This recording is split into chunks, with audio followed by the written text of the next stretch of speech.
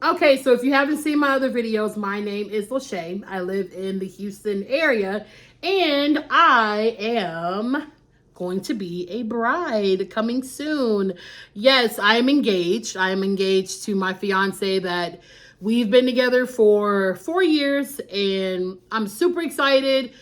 I've always dreamed about the day of like getting married and finding a dress and all those things, but here's the reality. Okay, the engagement is fun. It's cute. Like, ooh, like I'm gonna be somebody's wife. I'm gonna have a husband. Like, yeah, that part is cute. But what's not cute is the stress and the planning and the 55 million questions of when's the wedding? Where's it gonna be? Destination? Oh, what's your dress look like? What's the colors? What kind of food are you having? What time is it gonna start? Like all of those questions on top of budgeting, on top of having a life, on top of finding the dress, food, vendors, everything. It can be super duper overwhelming. And when we first got engaged, we've been engaged since March. I wanted to be this type A bride. I wanted to make a binder of everything, color coded, blah, blah, blah. And you know what? That's just not me. I'm not a type A person. I'm not, as much as I want to be, I'm not a very like, how do I put it? Like, I'm just not. I would rather just be like a go with the flow type of thing because I just can't do it. I just can't. Like, I literally have like 6 planners. I'm literally looking at my planners right now. I have 6 of them that have the tag on them, never been used. It's like I want to be that planner. I want to be that type A person, but I'm just not. And I don't think I've ever been that type A person. Like, I just go with the flow and it always works out.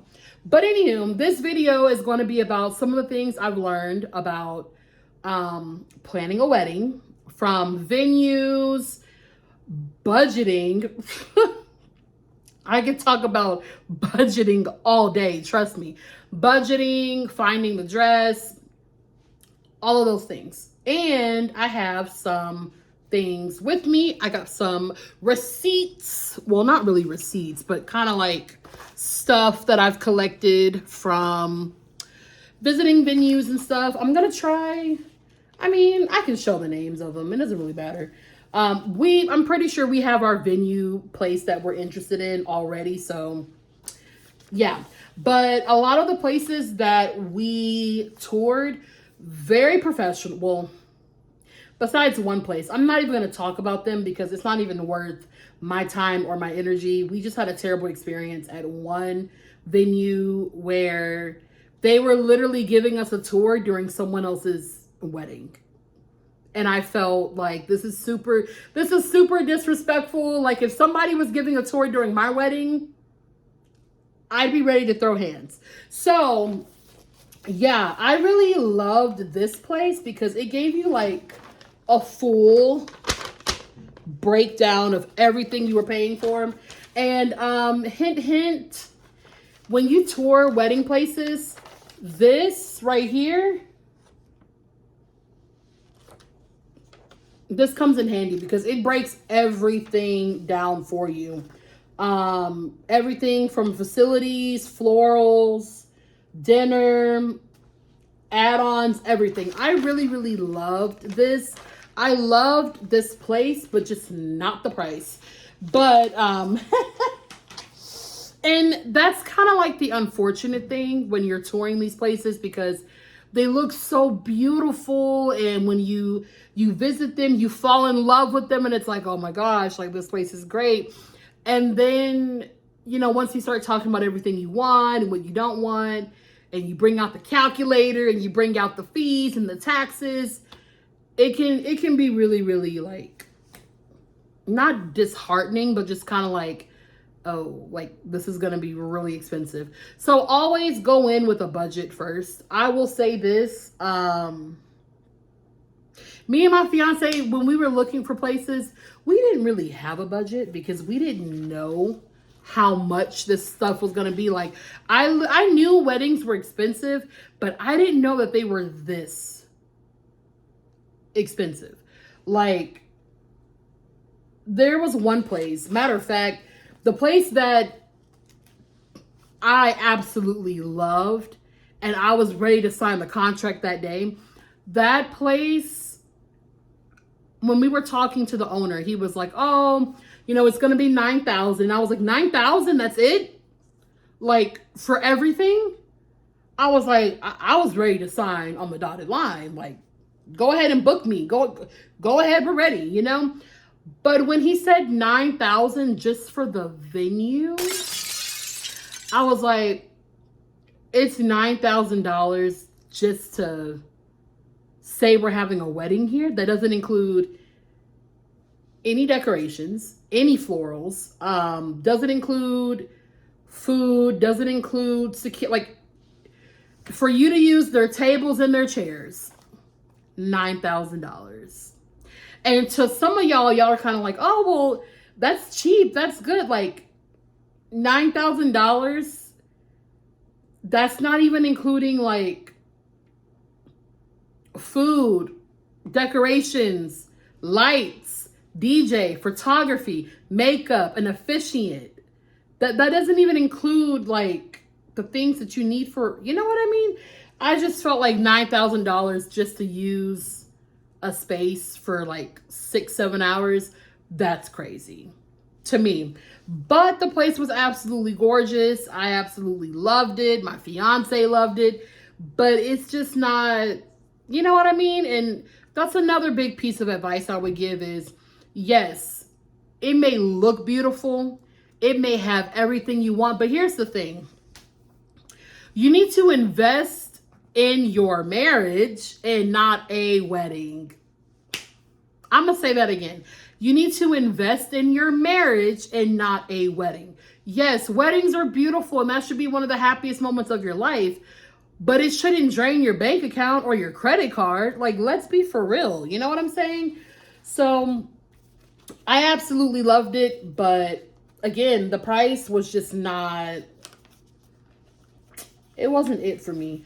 Also, I loved when you were able to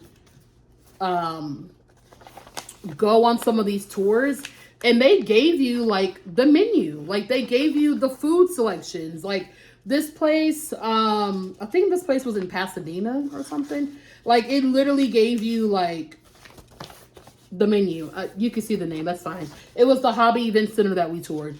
It literally gave you the menu, like everything down to you can choose these two sides. And only reason why I'm saying this is because we toured some places where they didn't even tell you like what was the food. It was, oh, we have a wide selection of food for you to pick from. And when we asked, they were like, we have a wide selection. I'm like, what's the food? Like, in some of these places, well, not the ones we looked at, but some of these places, they didn't really want to talk to you unless you were going to book with them.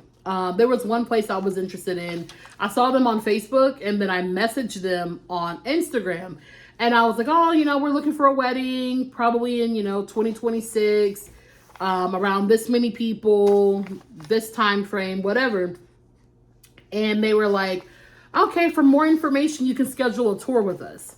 And I'm like, I don't want to tour with you unless I know that, you may have the things that we're looking for. And it was crickets. Never heard from them since. And I sent them a message in like May. So that's cool. So yeah, I would definitely recommend communicating with these people, setting up tours, and remembering like, it's not about how much you spend on a wedding. It's about like the marriage you're going to be building with this person. You know what I mean? But I'm super excited. I'm pretty sure we found the place that we are going to get married at. And I will say, like, the price that we're paying for this wedding is really not even bad. Like, it's the cheapest price we found so far. And you guys, like, we're getting married in Houston. And Houston in itself is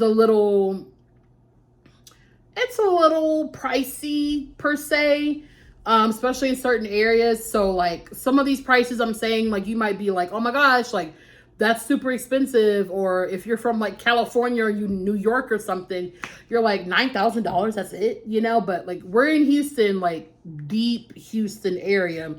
So, you know, but I think we found our venue and I'm excited.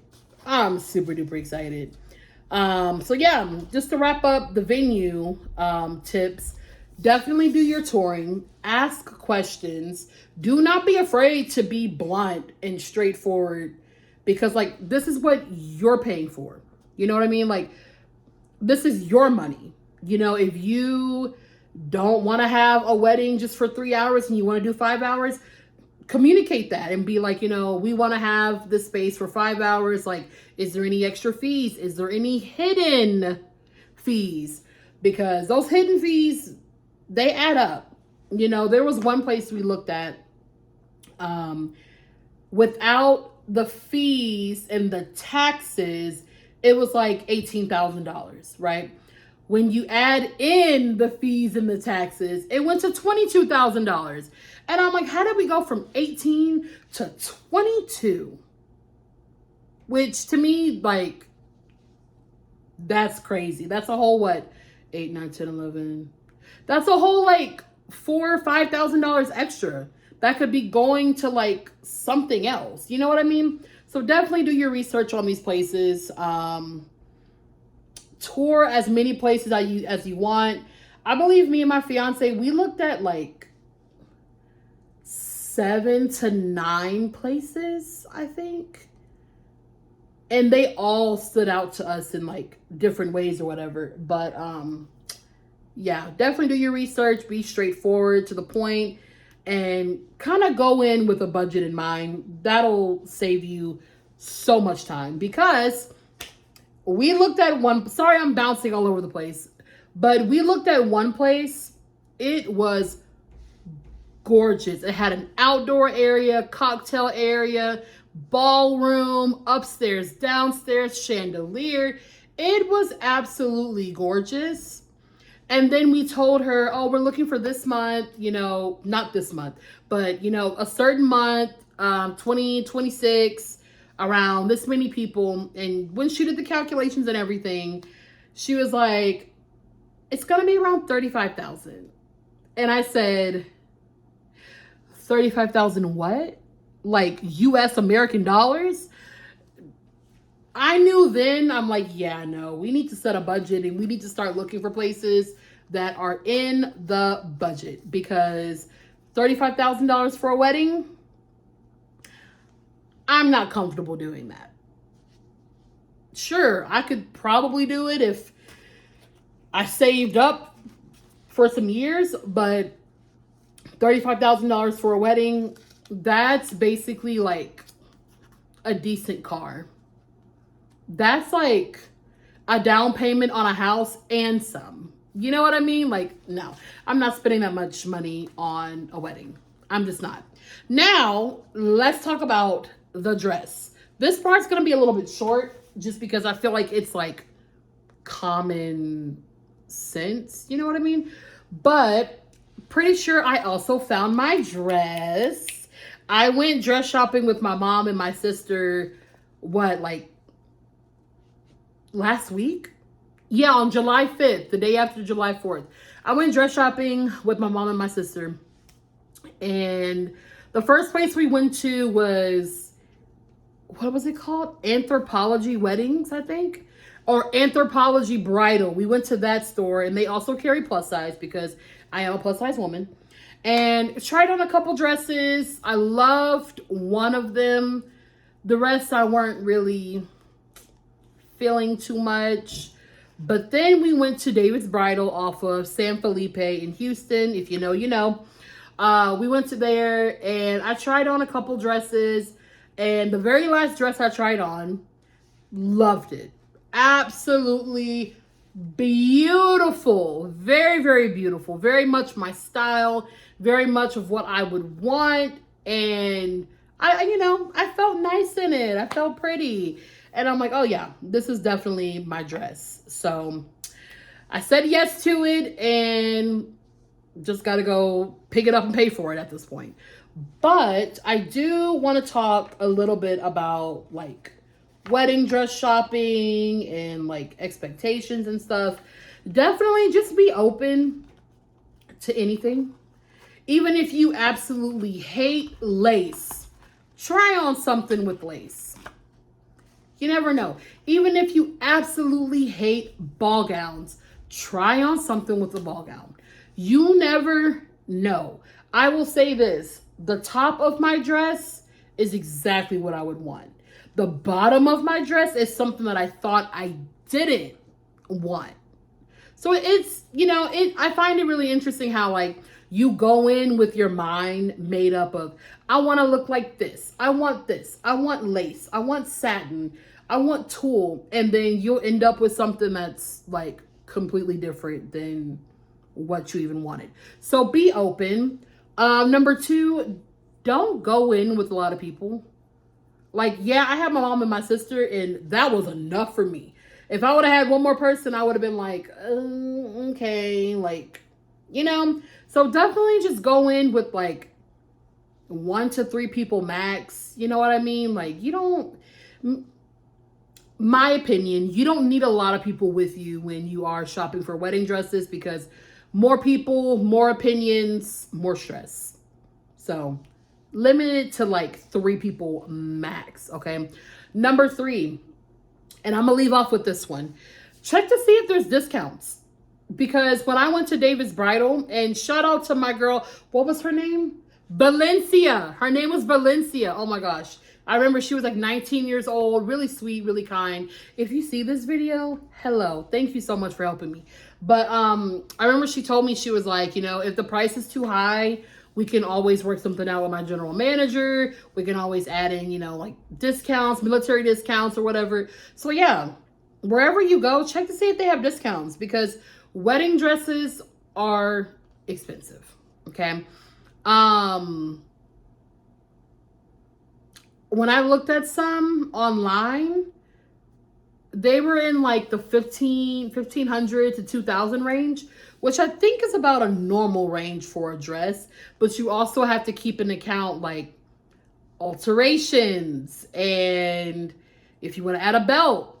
I always thought veils came with the dress, but I was wrong. I did not know that. I didn't know that the veil was separate from the dress. Did not know that. So there are some extra costs that come in with getting a dress as well that you may have to plan for. But that's all my little tips and that's my little wedding update for now. Of course, I will have more wedding video. What was I going to say? I am going to be having some more wedding videos coming soon. So yeah, this is just only the beginning and there's definitely some more to come.